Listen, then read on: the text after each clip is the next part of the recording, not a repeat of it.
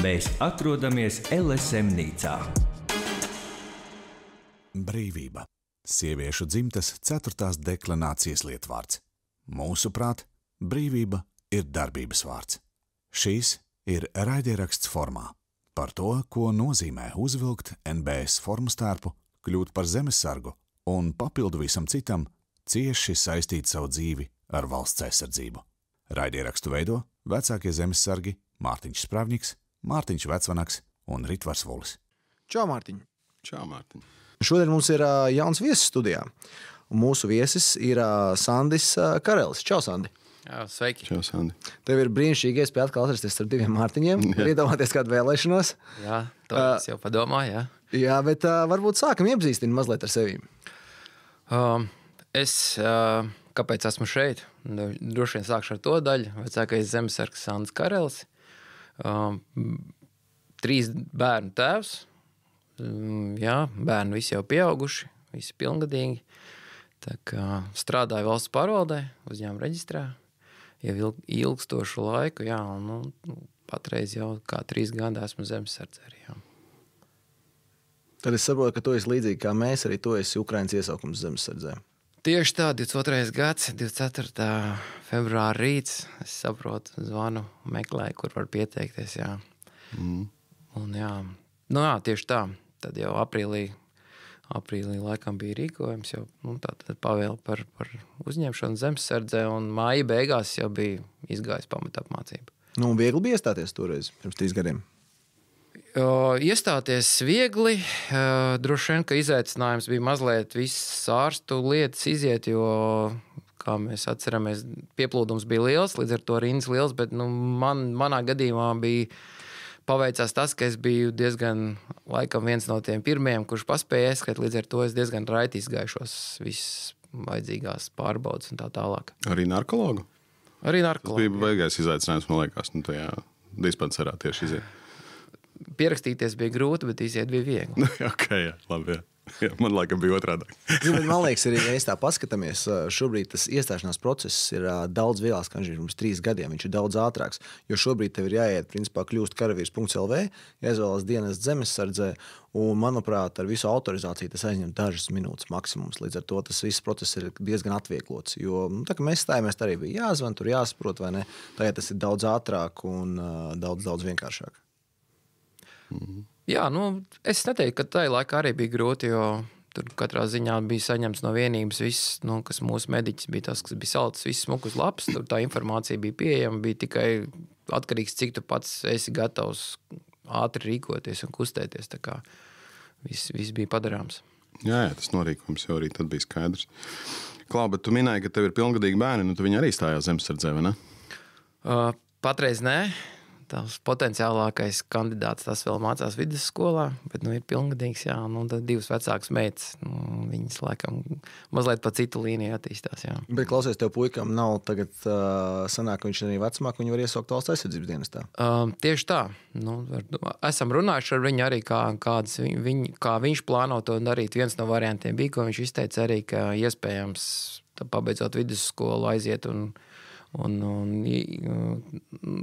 dienē armijā, jā, ar domu, ka iespējams viņam varbūt tad ir arī kaut kāds, teiksim, ja ir maksas kaut kādas studijas, tur šie atvieglojumi, jā, jo tā ideja jau ir vienkārši, tu izdari to savu pienākumu pret valsti, iegūsti zināšanas, jā, un tad jau tu vari studēt tālāk, lai tur nav tāda raustīšanās turp šurp. Bet varbūt tā būs zemesardze, viņš vēl tādās pārdomās par šo. Mums ar Mārtiņu šogad pievienojās jauns biedrs, kurš tieši pats brīvprātīgi pieteicās pirmajā valsts aizsardzības dienas iesaukumā.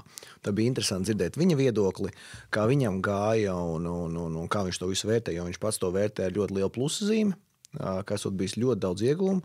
Viņam varbūt nebija tik ļoti daudz zināšanas par to, kas viņu tur sagaidīs, bet kopumā viņš ļoti atzinīgi izskās par to, un tagad viņš studēja, nemaldos, RTU. Mācības ir apmaksātas, man liekas, tas, kādā ziņā, ja manā laikā būtu bijušas tādas iespējas ietaupīt kaut vai uz augstskolas maksu, tas, man liekas, ir diezgan forši.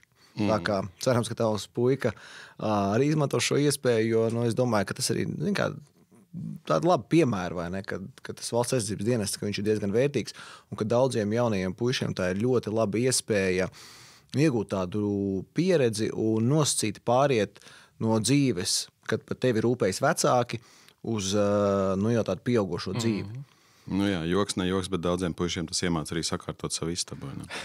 Jā, tieši tā, es pilnīgi piekrītu, jo šeit arī jautājums, vai tev ir pārliecība, pirmkārt, ko tu gribi pēc vidusskolas darīt, jo ļoti, es piemēram sevi atceros, man nebija tāda pārliecība, kuras iešu, manuprāt, šis varētu būt no tāds labs pārdomu periods, kad tu mazliet sakārto savas domas, tieši tā, bišķiņ es prom no mammas bruņķiem, jo, kā es atceros savu, teiksim, šo pamatapmācības to periodu, tad tas tiešām šīs kazāruma dzīves tā iedomājos, ka, piemēram, jebkuram jaunietim tas ļoti noderētu, ka tur iemācas tev disciplīnu arī, kas ir ļoti būtiski parūpēties, būt laicīgi visu izdarīt bez kaut kādām tā kā iespējām kaut ko, varbūt šoreiz, varbūt 5 minūtes vēlāk. Tas disciplinē, tas iedod tādu. Pie tam nav jau arī tā, ka viņi tur visu laiku dzīvos tagad 11 mēnešus kazarmās. Viņiem ir kaut kāds apmācību periods, ko viņi varbūt tiešām pavada kazarmās, nejot ārā no bāzes, bet principā jau tā ir parasts darbs. Viņi pirmdien no rīta ierodas un ceturtdien, piekdien dodas atpakaļ uz mājām. Jā, labi uzvedās. Klau, bet kādas bija tavas zināšanas par militāro jomu pirms tu iestājies? Zemesardzē, jā. Klasiskās, droši vien bērnībā Kariņš bija spēlēts, bet filmas skatījās. Jā, filmas, jā. Ja nopietni, tad nebija nekāda tādā tiešā sasaistē ar militāro. Labi, bija darīšana ar ieročiem, jo es skolas laikā, pamatskolā, tad nodarbojos ar sporta šaušanu, maskalibra šauteni, pneumatiskā šauteni, bet tas tikai tādā ieroču līmenī. Bet bija kaut kāda stereotipa par to, kas tas ir zemesardzē? Aizspriedumi, no 90. gadiem. Vai par padomju armiju aizspriedumu kaut kādu? Jā, nevis pa aizspriedumiem īsti tā. Man nebija šauba, ka patreiz viss ir kārtībā jau, bet, protams, ka es atceros to laiku, kad mēs vēl senāts padomju laikā dzīvot. Uz mani tas tieši gan neatiecās, bet zinu, ka vecākais brālēns bija tas, kurš visādi mēģināja izvairīties no šī dienesta padomju armijā, jo tur bija briesmīgi tie stāsti. Bet, Klau, tev bija kaut kāds stereotips, tu iestājies un tas sākās, un kā tas uzklājās viens, vai kas bija kaut kādi pirmie šoki vai kaut kādi pirmie pārsteigumi, pozitīvi, negatīvi, nezinu. Jā. Es teiktu tā, negatīvi pārsteigumi nebija, viss bija puslīdz atbilstoši tam gaidītājiem, jā, kas varbūt tāds lielākais, kas man bija grūtāk tā kā teikt, sagremot un tas izaicinājums saprast šī pakļaušanās pavēlēm, kārtībai, dažbrīd varbūt lietas, ko tu nesaproti, kāpēc to liek darīt, bet iestāstīt sev, tātad, ja tev to saka, tu varbūt nevienmēr redzi to kopējo ainu, un tas bija man personīgi tāds lielākais izaicinājums, dažbrīd akli paļauties, jā, ja no tevis to prasa, tad tu to dari un neapspried, jā. Bet tas ir ļoti svarīgi, tad, kad tu dienē, šīs nosacītie militārās pavēles, sākumā varbūt viņas šķiet mazliet tā, kaut kā absurdi varbūt brīžiem, bet, kad tu sāc dienēt, tu saproti, kādēļ tas tā ir, kādēļ tam tā ir jābūt, un ka tās pavēles, piemēram, ir tādēļ, lai armija spētu darboties kā kopums, jo tikai visi kopā mēs esam spēcīgi. Es, piemēram, te pavisam nesen X-ā lasīju tādu viedokli, ka cilvēks saka, Zemesardze man varbūt vai NBS ne tik ļoti interesē, bet es ļoti gribu ar droniem lidot. Es jūtu sev, ka būšu liels drona eksperts. Tagad jau tāpat viss notiek ar droniem, un man tas viss tur ierindas mācība, pavēles, lauka kaujas iemaņas nav vajadzīgs, es tikai gribu ar droniem lidot. Bet cilvēkam ir jāsaprot, ka armijā viens nav karotājs. Spēks ir grupā, spēks ir komandā, un tikai kopā strādājot, var gūt panākumus. Ja? Ka tas nebūs tā, ka viens apsērīsies kaut kur lidinās dronu un tagad būs milzīgi labs kareivs. Ja? Tieši tā ir jāsaprot, kā vispār armija strādā kā kopums. Kā strādā grupa, kā strādā nodaļa, kā strādā bataljons, kā strādā brigāde. Ja? Un līdz ar to ir nepieciešams šīs te zināšanas. Jā, un arī apzināties kaut tajā nodaļas sastāvā, ka ja kāds tur, es nezinu, bļauj kontakts no labās vai kaut kā tam līdzīgi, man nav jāsāk tur kaut ko, man ir vienkārši jāpārgrupējās uz labo vai kreiso, ja jākrīt, tā kā bez domāšanas. Atceros tādu grāmatu Lidosta ļoti sen uzrakstīta, kurā dispečers stāsta, par ko atšķirās militārais pilots no tāda komerciālā. Ja? Viņš saka, militārais pilots vispirms izpilda pavēli un pēc tam sāk lamāties par to, kāpēc viņam to pateica. Komerciālais savukārt sāk prasīt, kāpēc man tas jādara, ja? Un tad ir vienkārši blīkšķis, bākšķis un viss beidzās. Ja? Tā kā šis tas, ko tu teici pats par to nosacītu aklu pakļaušanos, viņš ir par to, ka iemācīties tā kā reaģēt un pēc tam domāt, kāpēc tas notika, ja? Vai kas tagad notiek. Un tad iebraukt, kas notiek. Ja? Tad tas ir tāds reizēm ir vajadzīgi tādi. Pat neredzot to pilno bildi, vienkārši noreaģēt, izdarīt, jo ir jākustās. Ja? Viena lieta, ko es esmu pārņēmis sev privātajā dzīvē un profesionālajā dzīvē, armijā mums māca, ka ir svarīgi ātri pieņemt lēmumus. To, vai lēmums ir slikts vai labs, to mēs varam vērtēt pēc tam un mainīt, bet ir svarīgi ātri rīkoties. Ja tev ir pavēle, piemēram, konteksts no kreisās, tu zini, kas tev ir jādara, nevis sazinot, kas, kur, kāpēc, vai ne, jo tas jau ir tāpēc, lai tu varētu ātri rīkoties. Un personīgi man arī privātajā dzīvē un profesionālā dzīvē tas ir palīdzējis, jo es izvērtēju situāciju un tad ātri pieņemu lēmumu, nevis tur mīņājos uz vietas un gaidu, vai ne. Man kā lēmumu pieņemšanas ekspertam jāsaka, ka nav tādi labie un sliktie lēmumi, ir tie, ko mēs pieņemam un nepieņemam.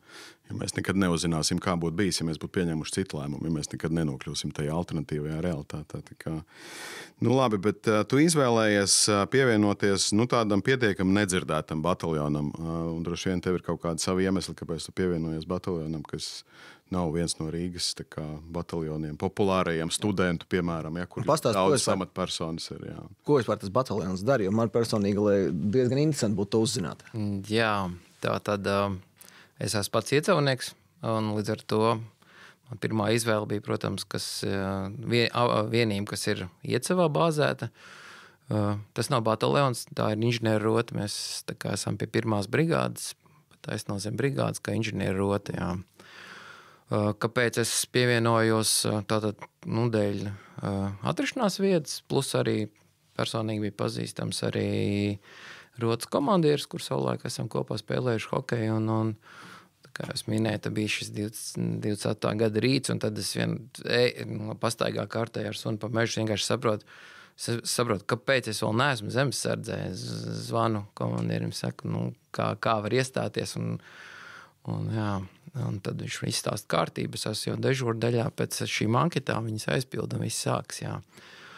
Ar ko mēs nodarbojamies? Patiesībā mēs nodarbojamies droši vien, ka ar visu to pašu, ko jebkurš normāla zemesargu tātad vienība, visas kaujas apmācības, izdzīvošanas mežā tā tālāk. Plus mums kā inženieru rotai tātad ir vēl virkne mūsu tā darbības specifika, jā, tātad šķēršļu radīšana, varētu teikt, un šķēršļi arī iznīcināšana, dot iespēju, teiksim, mūsējiem tikt pār pretinieku šķēršļiem vai radīt šķēršļus pretiniekiem, lai viņi kaut kādā veidā tiktu aizkavēti vai novirzīti. Jā. Bet tie ir arī tādi sapieru spridzināšanas darbi. Jā, ir arī šāds aspekts, jā, kas ir, protams, ka daudz, tādā ziņā šī inženiera specifika ir daudz plašāka, un man liekas, ka tas ir tikai ieguvums. Man tas ļoti patīk. Jā. Bet tu pats pēc izglītības esi jurists. Kā tas bija, ka tu kā jurists pievienojies inženieru rotai, vai tas neradīja kaut kādas, grūtības, vai piemēram, tas ir šis pats aspekts, ka vienalga, ko tu dari civilajā dzīvē, tu vari tur apgūt šīs specialitātes, un te nav jābūt inženierim pēc izglītības? Tas grūtības nerada, nē. Es tur saskatu tikai pozitīvo, tātad jaunas zināšanas, bišķiņ, jauna neironu saites, un tā tālāk kaut ko sev attīstīties, kaut ko jaunu uzzināt, jā, man nav tur varbūt kaut kādas kategorijas, teiksim, ar ekskavātoru darboties vai kā citādi, jo arī dažkārt mūsējiem nāks rakt lielāks, teiksim. Jo tas ir tas, kur mēs biežāk satiekam. Inženieris ir kaut kāda aizsargrāvi vai ierakuma rakšana un motorzāģis koku gāšana, ja, kaut kādas tam līdzīgas. Bet tā ir tā, teiksim, viena maza sadaļa. Ir vēl virkni lietu, ko var darīt arī jebkurš cilvēks parastais. Tu drīkst par viņām stāstīt? Tu pastāsti, ja tu drīkst stāstīt. Kaut ko jūs spridzināt, piemēram? Spridzināšana kā jebkura lieta ir, tur ir drošība. Ja ierocim ir drošība, teiksim, ļoti augstā līmenī, kā jūs visi zināt, tad spridzināšana tur ir vēl level up droši vien, ka tur ir vēl tās procedūras. Bet tu spridzināt var jebko, ne? Man vienā bārā bārmenis teica, ka viņš var uzsildīt jebko. Tā kā droši vien arī uzspridzināt. Tieši tā, kā smējās visi tie, gan inženieri, gan ne tikai inženieri, droši vien, kā saka, jo slimāka fantāzija, jo labāks rezultāts. Tas pie mīnēšanas, ja mums arī, tad, kad mums mācīja mīnēt kaut kādas ātrās mīnu šķēršus likt, tad jo slimāka fantāzija, jo labāks mīnu lauks. Nē, būtībā mīna jau tāpat spridzināšana vien ir. Jā, tas ir kaut kāds jau tā mīna, ir sagatavots jau spridzeklis. Savukārt, ja nav šāds gatavs veidojums, tad tev pašam jāpiepūlās. Un cik jums bieži notiek apmācības un kādā veidā viņš ir strukturēts? Jūs arī atgūstat, piemēram, kaut kādas lauku kaujas iemaņas un to, ko, piemēram, dara parasts vieglais kājnieks, vai jums pamatā specializēties tieši uz šiem inženiertehniskajiem risinājumiem? Kā tas notiek? Dažāda veida. Protams, kā jūs teicu, bez tām pamatlietām nevar, un tās mums arī visas tiek mācītas un teiksim, arī apmācība un arī mācībās tiek atkārtots. Tā specifika, protams, ka ir grūti man tā procentuāli pateikt, bet tas nav tā, ka mēs tikai tur veicam kaut kādas dzeloņstiepļu šķēršļus radām tā tālāk. Nē, tas tā procentuāli mazāk. Tur, protams, ja kāds vēlas to pamatīgāk apgūt, ir iespējas, bet tur tad ir jautājums tā izaicinoši mazliet ar civilo dzīvi apvienot. Jo mēs ar Mārtiņu esam tādi kājnieki parastie, un mēs mums ir bijušas kaut kādas dažas inženieru apmācības, šķēršļu radīšana un tam līdzīgi, un mīnēšana, bet mēs pārsvarā skraidam tur lauku kaujas iemaņas vai kauju apbūvētā vietā, kaut kādas tam līdzīgas lietas. Un tad, mums nav ne jausmas, ko varētu darīt tādā inženieru rotā mācībās. Mēs it kā saprotam, tur jūs rokat grāvis un gāžat kokus, un vēl kad dzeloņstieples, bet tas droši vien nav tas, ko ikdienā vajag mācīties. Vienreiz iemācies un dari, ne? Vai kā tas ir? Negluži. Droši vien tas ir mazliet sarežģītāk, nekā es tagad izstāstīju, ne? Negluži. Jebkuras iemaņas zināšanas, viņas ir tā kā jāatsvaidzina un jānotur līmenī, un ir lietas, kas pamainās. Tas pats, piemēram, interesanti, kas mums bija vienās mācībās, kur, teiksim, bija kopā ar kolēģiem no ASV, kas arī, teiksim, runa par tiltu spridzināšanu. Jā. Kā viņi to redz, kā tur aprēķina, cik vajag, kur vajag, kā vajag. Tur ir virkni lieta, kas varbūt šķiet pavisam vienkārši, bet, tas pats jautājums, ko mēs tagad saskaramies, redzam, piemēram, par saucamo tiltu uz Krimu, kur kas liekas, kas tilts, tur aizsūtīs pāris raķetes, bet tas nav tik vienkārši. Bet jūs iesaist arī kaut kādos civilos notikumos, nezinu, tur kaut kādās veigāzēs vai vēl kaut ko tam līdzīgi novākt, palīdzēt? Tieši tā ir aicināts. Kā jebkuras pieļauju, ka jebkura vienība nav šeit jau, kā saka, ar motorzāģi vai ar kaut kādiem, fizisku spēku palīdzēt šādos dažādās dabas kataklizmās jau. Es domāju, kā jebkura vienība palīdzam, jā. Un īstenībā es ļoti ceru, ka tas arī vienīgais, ko jums jebkad vajadzēs darīt, ir piedalīties šādās te mācībās un nosacīt kataklizmu seku likvidēšanā, jo mums svarīgākais ir uzvarēt bez kaujas, lai mums nekad īstenībā nevajadzētu karot. Un tas jau ir tāpēc arī, kādēļ mēs zemesardzē dienējam. Bet man liekas, tas, ko tu stāsti, ļoti labi sasaucas kopā ar to, ko mēs iepriekš esam minējuši, ka zemesardze un vispār NBS kopumā ir nepieciešami visdažādākie cilvēki, jo ir visdažādākās profesijas un nav atkal tikai tas, ko mēs redzam filmās, kad ar automātus cilvēks skraida, bet ir nepieciešami inženieri, daktori un daudz citas lietas, vai ne? Un tu kā jurists mierīgi īstenībā vari dienēt inženieru rotā un darīt to veiksmīgi. Līdz ar to tas atkal ir kaut kas cilvēkiem, ja kāds mūs klausās, kas apsver pievienošanos zemesardzē, bet šaubās, jo gūt, ka varbūt nevar gluži būt kājnieks, un viņam ir kaut kāda specifiska profesija. Zemesardzē un NBS kopumā var atrast vietu jebkuram.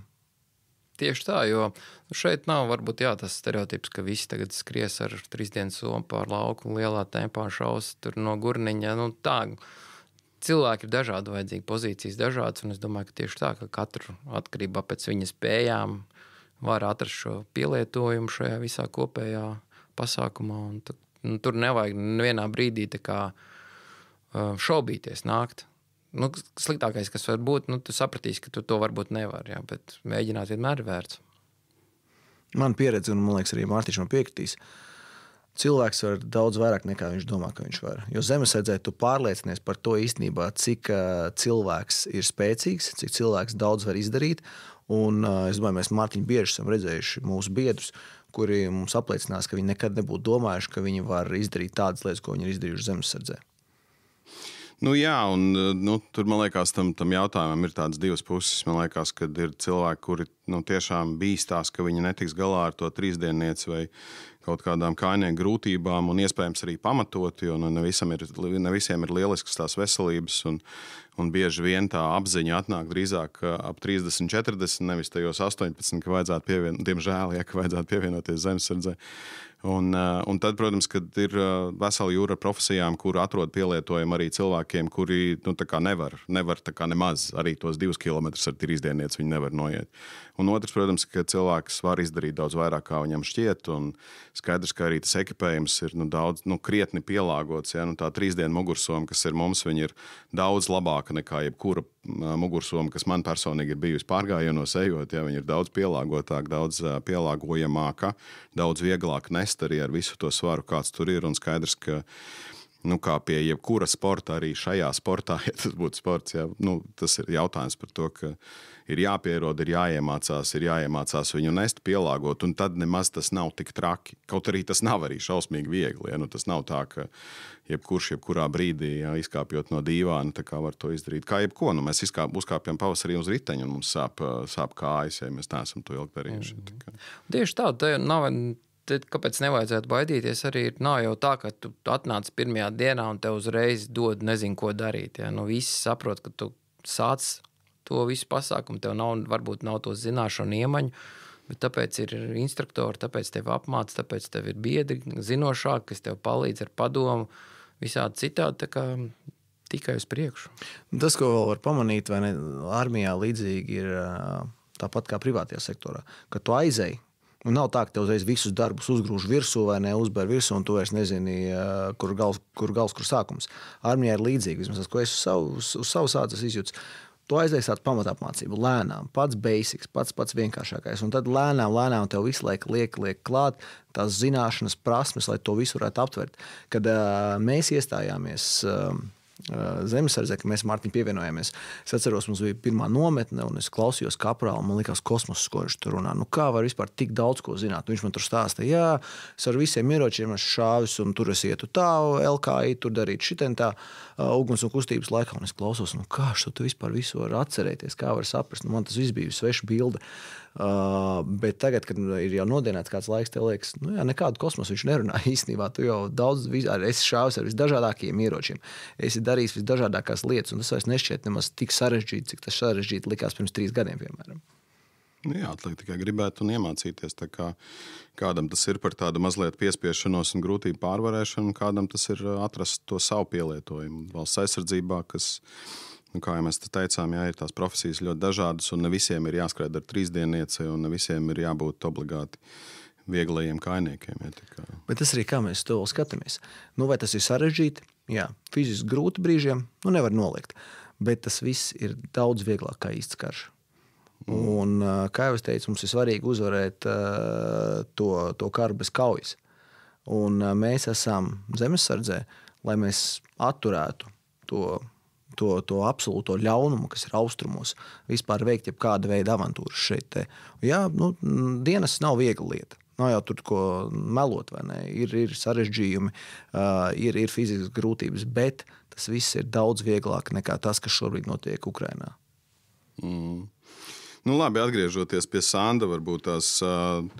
Pareklamē varbūt to savu rotu, kāpēc iestāties tieši tavējā, pat ja es neesmu iecavnieks, tad kāpēc man tur iestāties? Viens, ko es minēju, tā specifika tas, ka tu esi tāds mazliet ar plašāku spektru, tur ar tām zināšanām, ko tu iegūst un iemaņām, tas vairs nav tikai, zemesargs parastais, jā, tas ir viens, plus... kolektīvs. Es domāju, es pieļauju, ka tas ir jebkurā vienībā. Es teiktu, ka šeit es esmu ļoti apmierināts ar to, ar šiem cilvēkiem, ko tu iepazīsti ikdienā. Tas pilnīgi, tie cilvēki, kāds viņiem tas redzējums uz dzīves skatījums un tā tālāk ir virkni jaunu Es varbūt nesaukšu par draugiem viņus, jā, bet paziņas noteikti labi paziņas tādi, jā, kas ir, uz kuriem tu vari paļauties. Jā. Baro labi? Ko lūdzu? Baro labi? Kā jebkur citur, pašiem jau savas virtuves nav. Sausā pārtika vai savu pārtika. Te jau atkal, Mārtiņ, mēs esam izlutināti dienējot sauszemes spēkos. Jā, mums ir mazliet privileģētāks stāvoklis. Bet tas jau arī ir atkarīgs no konkrētās vienības, kāda ir tā barošana. Bet, lielākā tiesa jau tomēr saka, ka baro labāk nekā mājās. Jā, jo, man liekas, ka tas ir tāds, vismaz mums nometnēs ir jāpieskata kā svaru nevis pazaudēt, bet kā viņi neuzēsties ar to, kā tā barošana parasti ir. Bet, jā, kā. Klausies, un kā sieva uzņēma to, ka tu sāki dienēt? Jā, interesants jautājums.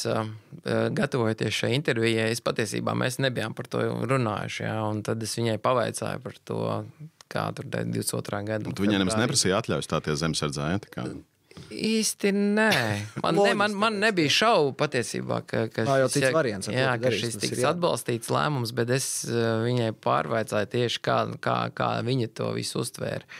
Un, protams, jāņem vērā, ka tas ir tas 24. februāra jau diena, un tad viņa teica, ka viņa bija ļoti gandarīga un priecīga par to, ka reizē arī tā kā, par manu izvēli, par to, ka tur nav bijis kaut kādas šīs sarunas, krāmēm somas un mūkam kaut kur dziļāk Eiropā. Tas ir viens par to, ka gandarīt par to izvēli tādā ziņā, ka ir šī tāda patriotiskā pieeja lietai. Plus ar to mazliet jau nomierinot sevi, ar tādu mazliet tādu mieru gūstot par to, ka vismaz ģimenē būs viens, kurš puslīdz būs šajās lietās tā kā zinošs, kas būs tā kā arī drošība radīs pašā tikai ģimenes kaut vai līmenī jau. Es iepriekš teicu loģiski, ka tu īsti sievai varbūt nejautāji atļauju, tu vienkārši viņu painformēji, jo dienas beigās vienīgais veids, kā tu vari savu sievu un savu ģimeni aizstāvēt, ir dienējot. Es esmu dzirdējis dažādas viedokļas, ka mums tagad ir jādomā labas domas, tur jādzied, nevajag domāt vispār notiekošo Ukrainā, tad viss būs kārtībā. Mēs jau varam par to nedomāt. Bet tā zagļu izvarotāja un sirotāja armija, kas ir austrumos, viņi par mums domā. Un tas, ka mēs sūtīsim labas domas kosmosā un te ar mīlestību dzīvosim, tas viņus neatturēs no dažādām avantūrām, ko viņš šeit varētu veikt. Un vienīgais, kas viņus var atturēt, ir brutāls militārs spēks. Tā ir vienīgā valoda, ko viņi saprot. Tieši tā. Šeit varbūt tie cilvēki, kas saka domāt labas domas un tā tālāk, es to pārfrazētu citādāk. Protams, ka nevajag krist panikā un pārstresoties un tā, ka tu nevari dzīvot, tu nevari gulēt, kā tas varbūt bija arī, zinu, ka man vismaz sieva teica, ka viņi tos viss sākās šis karš, kad ir stress nenormāls visu laiku redzot, kas tur notiek. Bet, to vajag to stresu tādā veselīgā virzienā pagriezt, tieši tā darīt kaut ko, jo es patiesībā arī sev viens no tiem motīviem bija, kāpēc to darīt ir, tajā brīdī, kad tu esi mazliet gatavāks nekā tu biji vakardien, un katru dienu gatavāks, tev tas stresa līmenis pašam krītās, jo tu zini, ka ja būs situācija tāda, ko tu varēsi darīt, jā? Nevis tikai gaidīt, ko ar tevi izdarīs, jā? Bet tu esi zinošāks pats un varošāks. Man liekas, ka tas ārkārtīgi jau bieži lietotā frāze, ka mums ir jāgatavojas uz ļaunāko un jācer uz labāko, ir tas, kā mums ir arī jāgatavojas. Jā? Jo skaidrs, ka mēs varam savu valsti aizstāvēt, ņemot vērā arī mūsu starptautiskos partnerus, tas iespējams nav nemaz tik vienkārši, bet tas ir darāmi. Un jo vairāk mēs būsim gatavi, jo vairāk būs mūsu, kas ir gatavi, jo lielāka ir iespēja, ka ienaidnieks netiks mūsu teritorijā ne pusi tik dziļi, kā viņi tika sākumā Ukrainas teritorijā un tam līdzīgi. Jo, protams, ka ja viņi tiktu tik dziļi, kā viņi tika Ukrainas teritorijā, tad viņi būtu tikuši līdz Zviedrijai bez mazliet. Mūsu darbs ir izdarīt tā, lai viņi netiek pāri robežai un nevar izdarīt kaitējumu. Jo, protams, ka tad, kad viņi ir tikuši pāri robežai un izdarījuši to kaitējumu, tad pat, ja mēs to atkarojam, tas ir milzīgi zaudējumi gan dzīvībās, gan infrastruktūrā, gan visā pārējā, ko mēs katrs droši vien zinām kaut vai no kaut kādiem saviem ģimenes stāstiem, kad par cilvēkiem, kuri ir dzīvojuši Latvijā un piedzīvojuši to, kā karš pāriet turpu šurpu pāri, ja, un kā tas ir. Skaidrs, ka te nepaliek tukšs melns caurums, ja, bet tas nav nekas patīkams, foršs vai priecīgākās atmiņas. Ja, tas ir ārkārtīgi briesmīgi, un mūsu uzdevums ir nepieļaut, ka tie mūsu tuvākajiem ir tas vispār jāpiedzīvo. Jā. Vienalga, vai mēs uzvaram vai kā, bet viņiem nevajag piedzīvot vispār, ka viņiem ir jādomā par to, kā bēgt, kā izdzīvot tajā brīdī, ka ir okupācija vai tam līdzīgs. Ja, tas ir mūsu darbs. Jā. Tas ir absolūts ļaunums. Es tieši nesen lasīju ziņojumus no okupētajām Ukrainas teritorijām par to, kāds ļaunums tur civiliedzīvotājiem tiek nodarīts. Es nesaprotu, kā jebkurš loģiski spriest spējīgs cilvēks otram cilvēkam, pat nesoties to, ka viņš varbūt viņa ienaidnieks kaut ko tādu nodarīt. Tā vardarbība pret bērniem, pret sievietēm, kur tiek vērsta okupētajās teritorijās, tas ir biedējoši. Un ja kāds domā, ka šeit būtu savādāk, tad nē, tas būtu vēl trakāk. Tā kā es pilnībā piekrītu tam, ko Mārtiņš saka par šo jautājumu. Tieši tāda ir interesanti arī, ka tāda ir tāda Krievu pasaules fani joprojām, nav noslēpums. Ir starp mums arī kaut kur tad varam redzēt komentāros un tā. Tā naivā konference Krievijā, ja, kur, man liekas, diezgan plaši bija mūsu sociālos par to, ko viņi runāja par mūsu valsts tiesībām vispār eksistēt un tam līdzīgi. Bet, jā, bet tā doma, ko es mēģināju teikt, ir tas, ka viņi tā kā naivi domā, ka tik būs, viņi sagaidīs un viss viņiem būs labi, bet es domāju, ka tur tā brīdī Ukraina arī parādīja Ukrainas pieredzi, ka tur nešķiro nevienu. Raķete nešķiro to, kādā valodā tu runā mājās, vai kam ir tava lojalitāte. Tieši tā kā. Labi, tu esi, bet atgriežoties varbūt pie zemesardzes un mazāk no ģeopolitikas, tu ieņem augstu amatu valsts pārvaldē. Tā kā tāds ļoti atbildīgs un pietiekami pieredzējis un profesionāls cilvēks. Cik viegli ir apvienot to augsto amatu, ģimenes dzīvi un zemesardzi? Es teiktu, ka nav grūti. Pirmkārt, lielākoties zemesardzes mācības mums ir brīvdienās. Jā. Tā kā pa lielam tas nav šķērslis. Tur sestdien, svētdien, protams, ģimenei tas ir citādāk, jā, bet ja darba, teiksim, tajā kategorijā skatās, tas varbūt nav tik izaicinoši. Namējam, tur ir mums paredzēts, ka ir šīs 5 dienas, ko tu vari gadā izmantot šīm visaptvarošajām mācībām. Patreiz gan ir, es esmu patreiz jaunā instruktora kursā pieteicies un darbojos, un tur gan šīs visas mācības notiek darba dienās. Jā. Bloks ir diezgan laikietilpīgs, jā, bet tur jāsaka paldies manai priekšniecei, jā, kur ir saprotoši un atbalstoši arī šajos zemesardzes jautājumos. Līdz ar to man šis atvaļinājumu resurss bija iekrāts savulaik, tā kā es varu tērēt savu atvaļinājumu, jā, bet tā padomājot, tad cilvēkiem, kam varbūt nav šis atvaļinājums iekrāts, tas varētu būt diezgan pagrūti, jā. Bet tām klasiskajām mācībām es domāju, ka tas ir izdarāms, jo pamatā viņas tomēr notiek sestdienās, svētdienās, līdz ar to viss tiem, kam vien ir darba nedēļa klasiskā, pirmdiena, piekdiena, to var apvienot, jā. Man gan jāatzīst, ka es brīžiem atgriežos tādā ļoti agrā jaunībā, kad pirmdienas rītā ir ļoti grūti izkāpt no gultas, un tas iemesls nav tāpēc, ka es esmu ballējies visas brīvdienas. Jā, tas pilnīgi piekrīt. Ir citreiz tāds, ka tu esi mazliet tāds, nesagrauts. Stīvāks, jā, bet es teiktu tā ir bijusi ļoti aktīva atpūta. Tu esi darījis kaut ko citu, teiksim, no tām darba lietām, kur tev pamatā tur ir, galva jāpieslēdz un tā tālāk. Šis ir ļoti labs veids, kā aiziet prom no darba lietām, tas ir viens. Un tas gandarījums pēc tam, ka tu to esi izdarījis, patiesībā ir neatsvarāms, jā, ka kaut vai tīri to, ka tu esi spējis pārkāpt sev pāri, kaut kādas jaunas lietas izdarīt un tā tālāk, jā. Tā kā nav viegli, bet tas ir atkal galā tas ir ar pozitīvu zīmi. Mēs ar Mārtiņu diskutējām par šīm te atvaļinājumu dienām, kas tev pienāks dienot zemesardzē.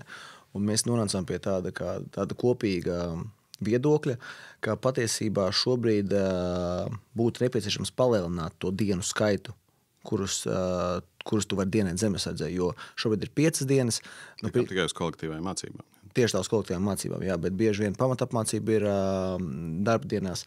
Līdz ar to Mums tā liekas, ka būtu nepieciešams šo dienu skaitu palielināt līdz 10, jo, lai cilvēkiem nav jāizmanto arī gluži savus atvaļinājumus, jo tas varbūt nav arī gluži godīgi pret tiem, kuriem mēs dienējam, jo mēs jau to darām sabiedrības labā. Tā kā tu skaties tādu? Es pilnīgi piekrītu, jo ir virkne, es tā mazliet ar skaudību klausos tiem privātajiem uzņēmumiem, kur darba devējs saprot šo aktualitātu un nepieciešamību, un tur viņiem ir iespējas kā privātajiem sektoram darīt, kā viņi to vēlas. Mums, teiksim, valsts pārvaldē nav šādas opcijas tām, lai arī cik tas darba devējs tavējais ir atbalstošs, bet tāpat viņš tajā likuma rāmī ir ielikts. Bet var samelot, ka tu esi slims un aizbraukt uz mācībām, vai ne? Paņemt slimības lapu. Piedalīties mācībās. Jā, un droši vien, ka nē, tas nebūs īstais veids, kā to risināt. Jā. Bet es pilnīgi piekrītu, jā, ka tur var padomāt kaut vai viens vai mācības, vai tā pati pamatapmācība, jā, ka tur skaidrs, ja viņš iet, tad to tā kā tev tā kā neliek ņemt atvaļinājumu, bet to tā kā paredz iespēju, ka šajā brīdī tu esi atbrīvots no darba pienākumiem, jo mazliet runājot vēl par pamatapmācību, ir šīs divas opcijas, kā to tu vari darīt. Viens ir pa brīvdienām, pa nedēļas nogalēm, respektīvi mēģināt savākt, un otrs variants ir tādu non-stopā iziet šīs 21 dienas. 21 dienu. Es gāju Alūksnē Kainieku skolā tieši šo kopā no zvana līdz zvanam iziet vienā rāvēnā, un kas, manuprāt, ir daudz jēgpilnāk ir.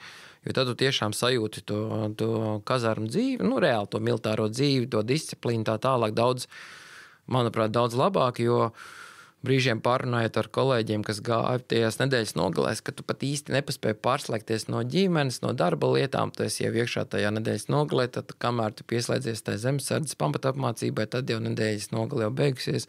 Tāds... Jā, bet redz, tur atkal ir savs mīnus, jo ne visi var paņemt tā no darba šīs 20 dienas. Jā, es saku, tāpēc būtu labi, ja būtu šāda iespēja, jo tas manuprāt, ir tāds piepildītāks tas stāsts. Jā. Labi, tad šo mēs vēl virzīsim uz priekšu. Labi, bet tu stāv tuvāk tai valdīšanai, tā kā tu varētu tur pabakstīt uz priekšu. Jā? Mēs to teikt, esam bišķi tālāk. Bet skaidrs, ka tas likums, kas ļauj šīs 5 dienas izmantot, ir pieņemts krietni pasen un tagad ir mazliet citas tās realitātes. Un, skaidrs, ka ir jautājums, cik tas maksā, ja tagad tur tie 11,000 zemesargu paņems vēl papildus 5 dienas, ja? Bet tāpat laikā, droši vien ir kaut kāda veidi, kā atlasīt un saprast, kas ir pareizi vai nē. Labi, klausies, bet Sandi, pastāst mums par zemesardzes patruļu, jo es redzēju tavā Facebook lapā, ka tu esi pabeidzis zemesardzes patruļu. Pastāst mazliet vairāk par to, jo personīgi mēs ar Mārtiņu neesam tādā piedalījušies, bet noteikti gribētu zināt, kas tas ir par zvēru. Tas tiešām ir zvērs. Tā ir tāds militārais vingrinājums, laikam tā viņš sauc. Šajā, kur es piedalījos pagājušajā gadā, tas bija starptautisks. Es nezinu, vai citus gadus tā ir bijis, jo man bija tā pirmā zemesardzes patruļa. Īsumā tā ir komanda, 4 cilvēki, mēs no savas inženieru rotas, tātad dodamies, ieroči, uzkabe, soma, neatceros, cik bija tur jābūt. Mums bija kaut kur 20 kg soma, jo viņi arī beigās nosvar. Vai tu esi gājis tev svaru?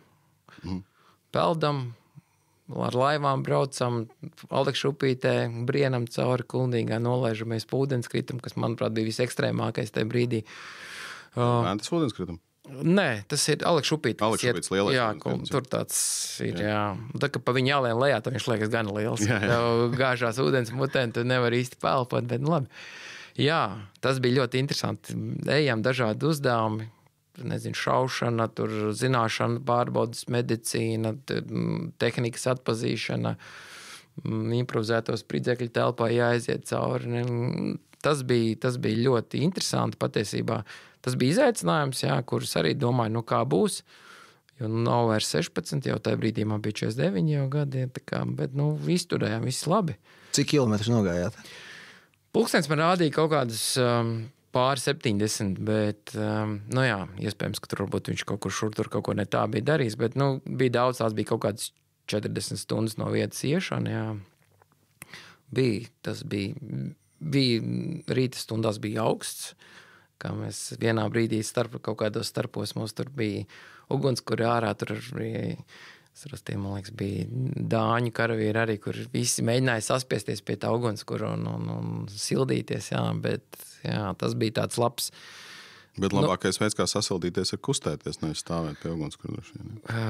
Jā, piekritīšu, bet tajā brīdī, kad tu esi jau daudz nogājis un ka tu zini, ka vēl daudz būs priekšā un tajā brīdī, kad tur gaida, ka tu varēsi iziet savu kārtējo zināšanu pārbaudu, tad laikam labāk pastāvēt pie ugunskura. Nu, bet klausies, un kad ķermenis atguva dzīvību pēc mācībām? Neatceros precīzi, bet tas, jā, protams, kājas, stulznes, tas bija tāds pārbaudījums pat labos zābakos īstenībā un labām zeķēm. Tur bija visi slikti. Bet es teiktu tā, varbūt pat nebija fiziski, varbūt tik ļoti, jo es esmu paradis diezgan staigāt gars pārgājiens, līdz ar to varbūt tā staigāšana jau bija trenēta kā tāda, bet vairāk šeit bija tā. Tas izaicinājums arī bija tāds, ka tu esi tāds pārguris, nosalis, negulējis un ieslēgt prātu, atcerēties, tur pildīt zināšanu testus, jā, vai salikt kopā gan to fizisko, gan arī spēju, teiksim, domāt. Jo, redz, mums ar Mārtiņu ir cita pieredze. Mēs esam piedalījušies Sauszemes spēku mehanizētās kājnieku brigādes Berešmaršā, un tad, kad mēs to darījām, tas koncepts bija tāds, ka tev ir 12 stundas, tev ir katrā checkpointā iedot nākamās koordinātas, kur tev jādara kaut kādu uzdevumu. Un es atceros, ka manā gadījumā, man liekas, es startēju 12. dienā, tas bija novembra beigas, bija jau sniegs, kaut kādi -4, -5 grādi. Un 12 stundās tev ir jānoiet visi šie checkpointi un jāatgriežas bāzē. Un, man sanāca, ja nemaldos, 10,5 stundas, diezgan nekur nemaldījos 30 kilometri, bet mums skaidrs, ka pilnā uzkabe, ierocis, 3-dienniece, bruņas un tad tu ej un pildi tos vingrojumus un uzdevums. Un es atceros, ka es atnācu mājās, kuros 3 naktī, man bija 6 no rīta jau jāatcerās svētdienā, un es tagad to skaits aizēju gulēt, baigā neko tā nejūt.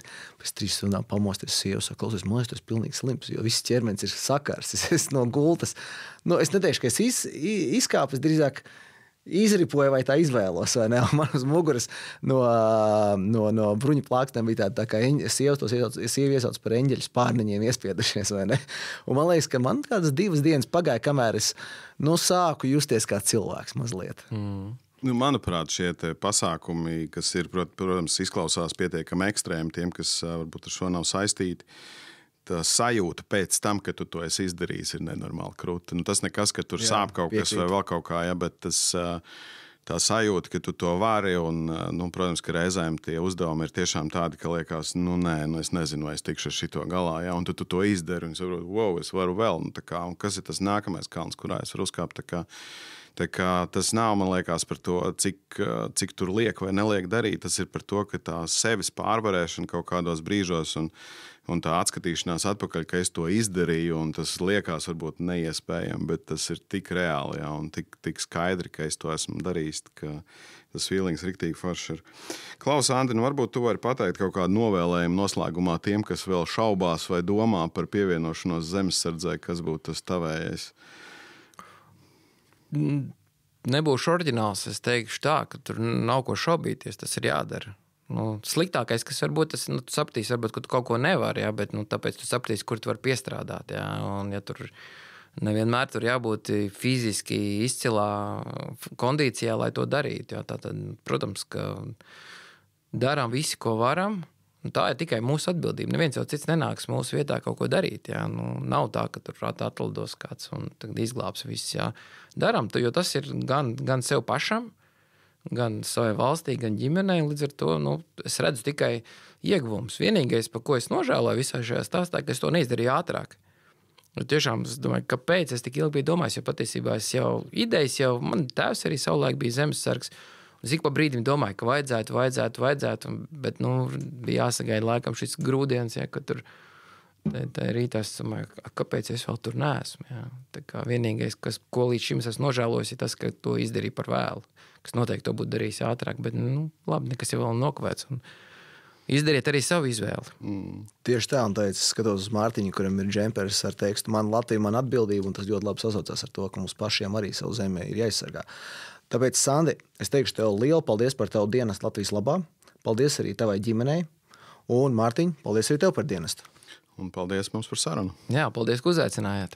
Čau! Čau! Paldies, ka biji ar mums LSM Nīcā.